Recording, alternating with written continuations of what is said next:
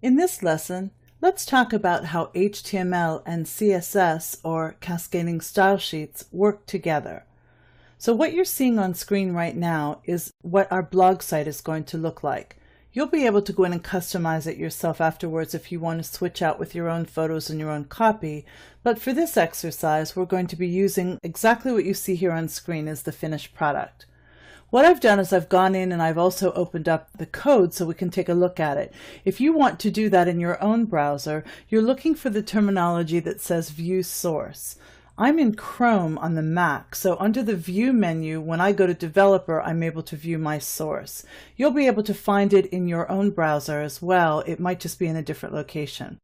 So here I'm going to go in and take a look at the source code, and I wanted to point out to you, we've mentioned in another lesson that your style sheets are located in the head section. So there are three different types of style sheets. The one we're using in here is called an external style sheet.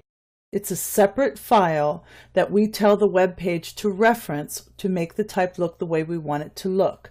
So it's an external file that is linked to the HTML page.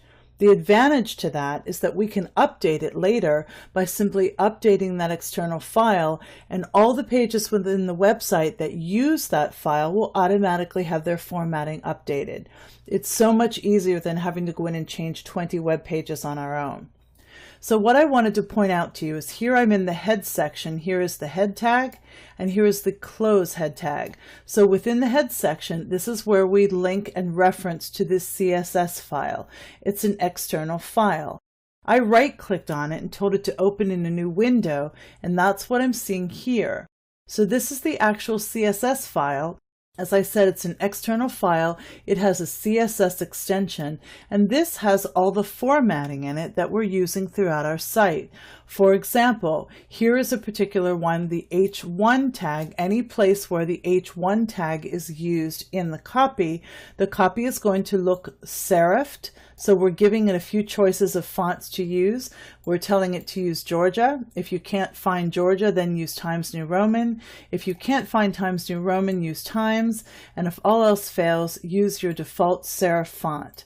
We're telling it what size we want it to be. We're mentioning that we want it to be bold, and here's the color that we want it to have.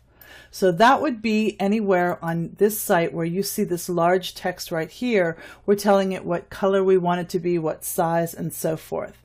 So I just wanted to show you that that's how HTML and CSS work together. We're setting up our web pages in HTML5, but we're using CSS in an external file to help format our text and make it easy for us later if we decide to make any changes. So if I wanted to change this text and make it bright yellow throughout 20 different web pages, I would just go back to that CSS style sheet, go in and change it there, and it automatically updates on all the pages. So that's an example of how HTML and CSS can work together.